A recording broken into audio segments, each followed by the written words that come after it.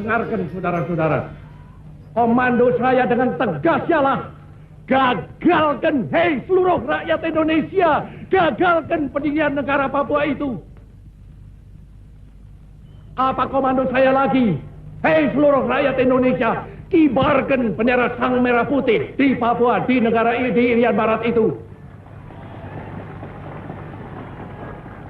Tegas saya memberi komando ini, gagalkan negara Papua itu. Kibarkan bendera sang merah putih di Irian Barat. Gagalkan, kibarkan bendera kita. Dan siap sedialah akan datangnya mobilisasi umum. Mobilisasi umum yang mengenai seluruh rakyat Indonesia untuk membebaskan Irian Barat sama sekali daripada cengkeraman imperialisme Belanda.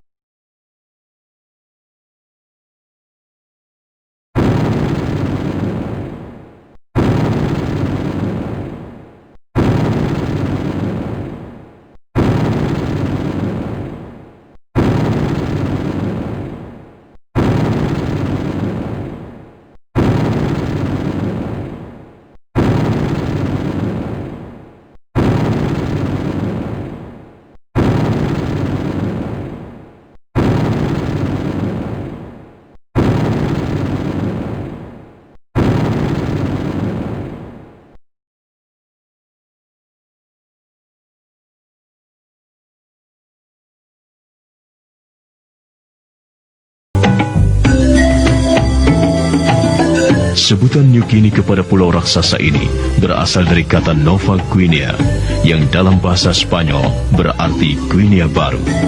Hal ini disebabkan karena para pelaut Spanyol yang pertama-tama mendarat di Pulau Papua pada tahun 1582 melihat adanya kemiripan pantai Pulau Papua dengan pantai Guinea, sebuah negara di Afrika. Negeri Papua sangat terkenal akan kekayaan alamnya, dari emas, emas cair, minyak tanah, nikel, hingga kulit pohon masoi, dan lain-lain.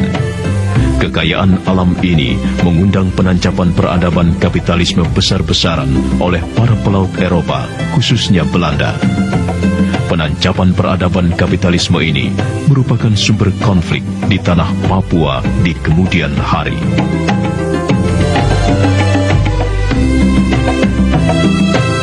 Pada umumnya, bangsa Papua memiliki satu kultur yang mampu melestarikan keberadaannya selama berabad-abad, yaitu sikap untuk mengatur diri sendiri. Sikap dasar ini selalu ditunjukkan oleh bangsa Papua saat berhadapan dengan pihak-pihak lain, seperti pemerintah kolonial Belanda, kaum misionaris, pedagang, dan pendatang pada umumnya. Dalam budaya masyarakat Papua, dikenal berbagai cara dalam menyatakan ketidaksetujuan seseorang terhadap suatu hal, mulai dari memprotes secara terbuka, melarikan diri, bersikap acuh tak acuh, menyendiri, dan paling ekstrim, melakukan perlawanan fisik.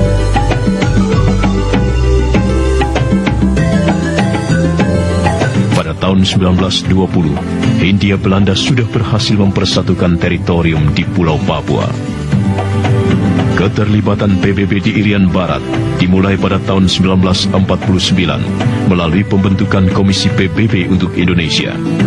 Komisi ini merancang pelaksanaan konferensi meja bundar di Belanda yang menghasilkan suatu persetujuan penyerahan kedaulatan dari Belanda ke Federasi Indonesia di bawah pimpinan Soekarno.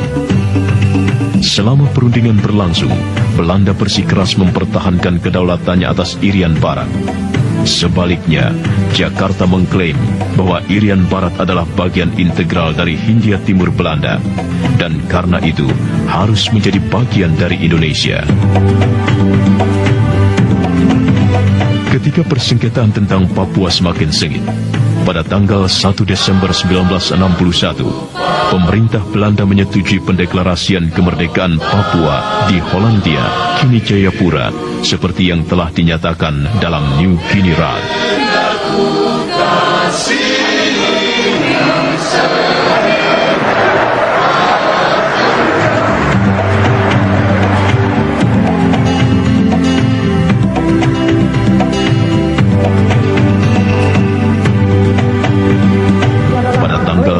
Januari 1962, terbentuklah Komando Mandala yang dipimpin Mayor Jenderal Soeharto untuk membebaskan Papua Barat. Akibatnya, pertempuran antara Indonesia dan Belanda kembali meletus. Maka pada tanggal 21 Februari 1962, Presiden Soekarno bertemu dengan John F. Kennedy, Presiden Amerika Serikat yang baru terpilih, untuk menyelesaikan masalah Papua.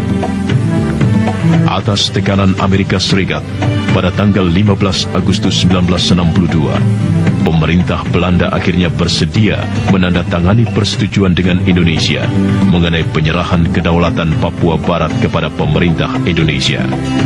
Persetujuan ini disebut dengan New York Agreement. Namun, isi New York Agreement yang antara lain termasuk penentuan nasib sendiri bangsa Papua untuk memilih apakah mereka ingin tetap bergabung dengan Indonesia atau tidak pernah dipersoalkan.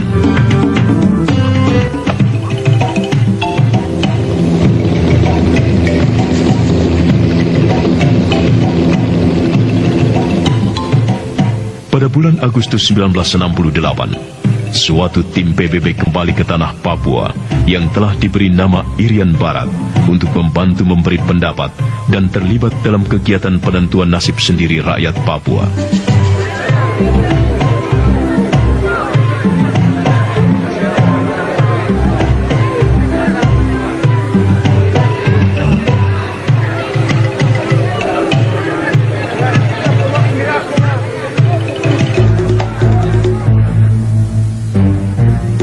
Pemerintah Indonesia yang merasa tetap memiliki hak absolut untuk menjaga keamanan internal, lalu menempatkan pasukan-pasukan militernya dalam jumlah besar di seluruh tanah Papua pada tanggal 1 Mei tahun 1963. Kehadiran aparat keamanan di tanah Papua pada kenyataannya malah mengancam dan meresahkan bangsa Papua ketika hak-hak asasi dan politiknya justru terus-menerus dilanggar.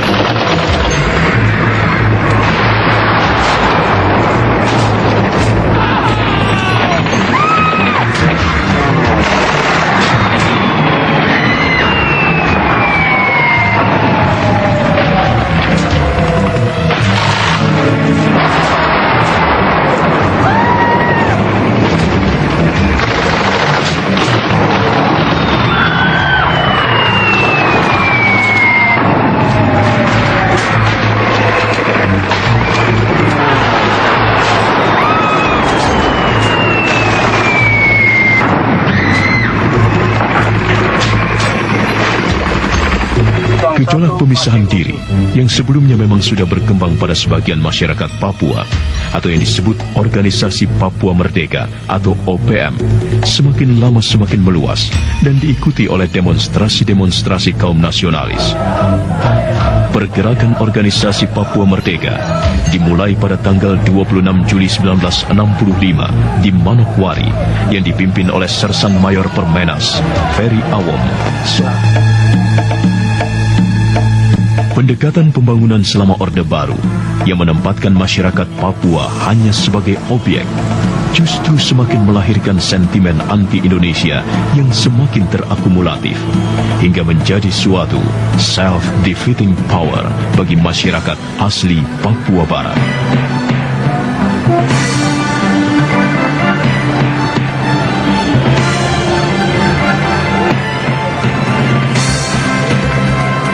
Akibatnya, rasa kehilangan harkat dan martabat masyarakat Papua sebagai manusia di tanahnya sendiri terasa semakin mengental, sehingga gejolak untuk memisahkan diri dari Negara Kesatuan Republik Indonesia terus meningkat tajam.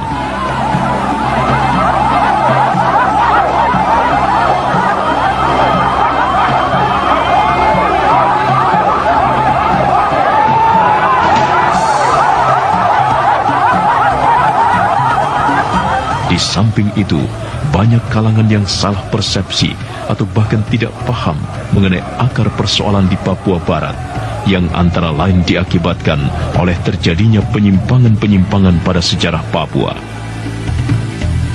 Fakta sejarah membuktikan bahwa wilayah Papua Barat tidak termasuk wilayah Indonesia atas beberapa sebab, yaitu Papua Barat telah menjadi bagian dari Kerajaan Belanda pada tanggal 7 Maret 1910 dan tidak lagi menjadi wilayah Hindia Belanda yang berkedudukan di Batavia atau Jakarta selama 350 tahun. Pada tanggal 23 Agustus 1956, dalam perubahan Undang-Undang Dasar Belanda, tanah Papua atau New Guinea telah menjadi bagian dari Kerajaan Nederland. Berdasarkan pidato Presiden Soekarno di depan sidang BPUPKI dan PPKI pada tanggal 11 Juli 1945, bahwa Indonesia merdeka hanya meliputi Sabang atau Aceh sampai ke Amboina atau Maluku, sedangkan tanah Papua Barat tidak dimasukkan atau di luar wilayah hukum RIS atau RI. Bahkan dalam sidang-sidang tersebut, dengan tegas, Dr. Muhammad Hatta mengatakan, kemerdekaan RI hanya untuk rumpun bangsa Melayu, tetapi rumpun Melanesia tidak termasuk, dengan alasan bahwa orang Papua masih terbelakang atau tertinggal.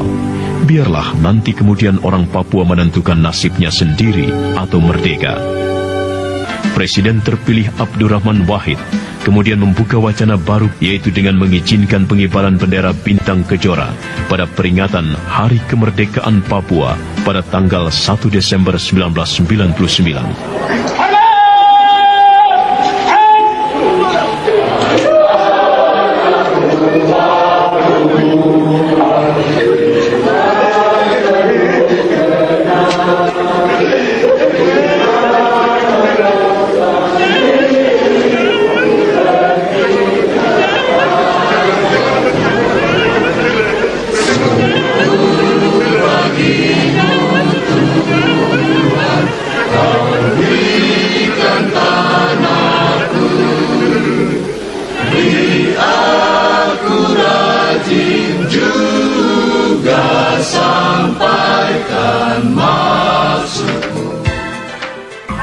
Maka berdasarkan fakta-fakta sejarah tersebut, dapat kita pahami bersama bahwa pendudukan Irian Barat oleh pemerintah Republik Indonesia menjadi bagian dari wilayah negara adalah hanya untuk kepentingan kekuasaan, politik, dan ekonomi.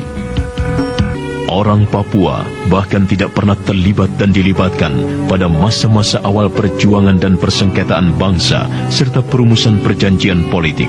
Seperti misalnya, tidak terdapat suatu kekuatan hukum RI apapun yang mengikat bangsa dan bumi Papua sejak awal perjuangan hingga tahun 1999. Konferensi Meja Bundar pada bulan Desember 1949 di Den Haag dan New York Agreement pada 15 Agustus 1962 di Amerika antara pemerintah Republik Indonesia dengan Kerajaan Belanda, serta Roma Agreement antara pemerintah Kerajaan Belanda, Republik Indonesia, dan Amerika Serikat.